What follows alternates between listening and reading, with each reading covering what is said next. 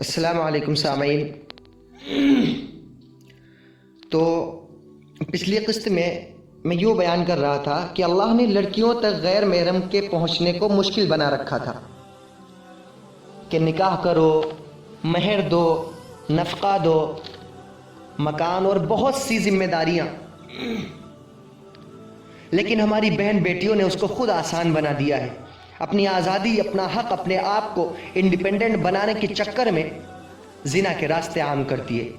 اس کے بعد ابارشن کے ذریعے بچوں کی جانیں لینا عام کر دیا، اور یہ سب کرنے کے بعد جب شادی کے بعد طلاق ہو جاتی ہیں تو روتی ہیں، لیکن یہ نہیں سوچتی کہ یہ سب ہماری ہی وجہ سے ہوا ہے۔ پیاری شہزادیوں، اب بھی اپنے آپ کو بچا سکتی ہو، اپنے آپ کو جہنم سے بچا سکتی ہو، اپنی عزت محفوظ کر سکتی ہو۔ اس لیے اپنے آپ تک غیر محرم کے پہنچنے کو مشکل بناؤ۔ پردے کو اپنے لیے قید نہیں بلکہ اپنی حفاظت کا ذریعہ سمجھ کر پردہ کرنا شروع کرو۔ نقاب پہنو، لیکن یہ نقاب نہیں جو آج کل ہماری ماں بہنیں پہنتی ہیں۔ آج کل تو برقع فیشن بن چکا ہے۔ اسلام برقعے کا نہیں بلکہ پردے کا حکم دیتا ہے۔ یہ ضرور یاد رکھیں کہ اسلام برقعے کا نہیں بلکہ پردے کا حکم دیتا ہے۔ یہ برقع تو فیشن بنا ہوا ہے، ڈیزائن اس برقعے پر ہے، نگ اس برقعے پر لگے ہوئے ہیں، اور مزید اسکارف جلتے پر تیل کا کام کرتا ہے۔ ہو سکتا ہے آپ کو میری بات غلط لگ رہی ہو، لیکن یہ میں نہیں کہہ رہا، بلکہ یہ تو امام غزالی رحمۃ اللہ علیہ نے اپنی صدی میں فتویٰ دے دیا تھا کہ جس برقعے پر، جس نقاب پر ڈیزائن ہو، جس میں نگ لگے ہوں، ایسا برقع پہننا شریعت میں حرام ہے، اس لیے کہ وہ نقاب مردوں کو اپنی طرف متوجہ کرتا ہے، مردوں کا دل لبھاتا ہے۔ تو جو برقع، جو نقاب مردوں کو دعوت نظارہ دے، جو اپنی طرف متوجہ کرے، ایسا برقع عورتوں کے لیے جائز نہیں بلکہ حرام ہے۔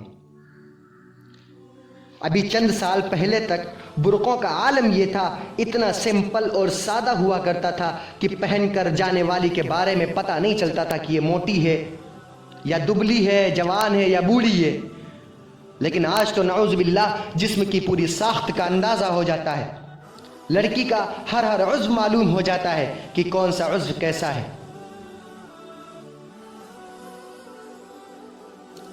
ایسے ایسے مقام پر نعوذ باللہ نگ لگے ہیں، ایسی ایسی جگہ پر ڈیزائن ہے، ایسے ایسے کلر کے بھڑکیلے برقعے ہیں، اور ایسی ایسی جگہ سے سلائی لگی ہوئی ہے کہ نہ دیکھنے والا بھی متوجہ ہو جائے فتنے میں، نہ پڑھنے والا بھی فتنے میں گرفتار ہو جائے۔ ارے ہماری بیٹیوں کو تو چاہیے کہ وہ برقعے کو فیشن نہ بنائیں بلکہ پردے کو پابندی کے ساتھ اپنا لباس بنائیں۔ یہ بات پھر عرض کر رہا ہوں کہ اسلام برقعے کا نہیں بلکہ پردے کا حکم دیتا ہے، لیکن افسوس کہ آج کے ہزاروں روپے کا برقع پہن کر آپ اپنی عزت کو محفوظ نہ کر سکیں۔ پہلے زمانے کی عورتیں پیوند لگی ہوئی چادریں ضرور پہنتی تھیں اور ان کو پہن کر نکلتی تھیں، مگر غیرت کا عالم یہ تھا، غیرت کا حال یہ تھا کہ جنت کی حوریں بھی ان کو جھانک جھانک کر رشک کی نگاہوں سے دیکھا کرتی تھی۔ ان کی غیرت کا عالم یہ تھا کہ اگر دامن نچوڑ دے تو فرشتے بھی وضو کرنے کو تیار ہیں۔ خدا کی قسم ان کے دامن پر پیوند تو ضرور لگے تھے مگر گناہوں کے دھبے نہیں تھے، عیاشیوں کے دھبے نہیں تھے، برائیوں کے دھبے ان کے دامن پہ نہیں تھے۔ آج آپ کی بے پردگی کی وجہ سے معصوم بچیاں ہوس کا شکار بن رہی ہیں، اس لیے کہ جب لڑکے تم کو چست اور ٹائٹ لباس میں اور کم کپڑوں میں دیکھتے ہیں تو ان کے ارمان بھڑکتے ہیں، ان کے جذبات بھڑکتے ہیں، لیکن وہ تمہیں تو حاصل نہیں کر سکتے نا میری بہنوں۔ آپ تو کسی اور کے ساتھ ہیں، آپ کو وہ حاصل نہیں کر سکتے، اس لیے وہ کسی معصوم کو اپنا شکار بناتے ہیں۔ کون ہے اس کا ذمہ دار؟ صرف آپ ہیں۔ مانتے ہیں کہ مردوں کی ذہنیت غلط ہو سکتی ہے، لیکن ان کی ذہنیت کو چار چاند، ان کی غلطی میں چار چاند لگانے والی صرف آپ ہیں۔ روز اخبارات میں آتا ہے کہ آج 8 سال کی بچی کے ساتھ، نعوذ باللہ 4 سال کی بچی کے ساتھ درندوں نے بدکاری کی ہے، تو اس کی ذمہ دار صرف اور صرف آپ ہیں۔ शायद आपको मेरी बात गलत लगे, लेकिन सच यही है और ये आपको मानना पड़ेगा।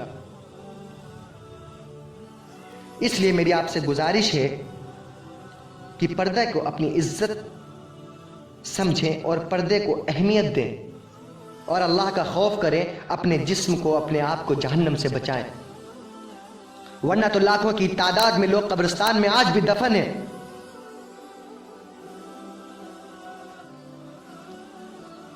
जो ये सोच रहे हैं, जो ख्वाहिश कर रहे हैं कि काश एक मौका मिल जाए तो मैं कुछ अच्छा काम दुनिया में करके आऊं,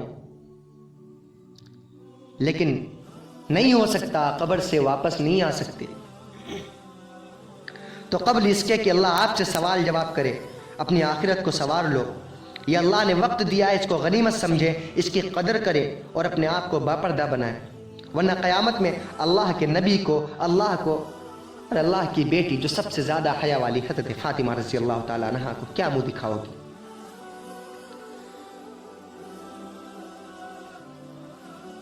अल्लाह करे कि जो बातें कही गई हैं उन पर हम सबको अमल करने की तौफ़ीक़ अता फ़रमाए और हम सब की जहन्नम से हिफाजत फरमाए और हमारी माँ और बहनों को पर्दा से मोहब्बत पैदा फरमाए और इस्लाम के मुताबिक पर्दा करने की तौफ़ीक़ अता फरमाए। ये मौजू यहीं पे मुकम्मल करते हैं और उम्मीद है कि आप लोग हमारी बात से इंशाअल्लाह एग्री करेंगे, सहमत होंगे।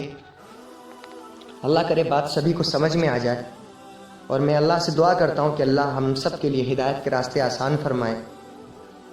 और अगली वीडियोस के लिए चैनल को सब्सक्राइब कर लें और बेल आइकन भी प्रेस कर लें ताकि हमारे आगे आने वाली वीडियोस आप तक जल्दी पहुँच जाए और इस्लामी तालीमात को शाये करने में, लोगों तक पहुँचाने में आप हमारी मदद करें। अस्सलामु अलैकुम वरहमतुल्लाहि वबरकातुहू।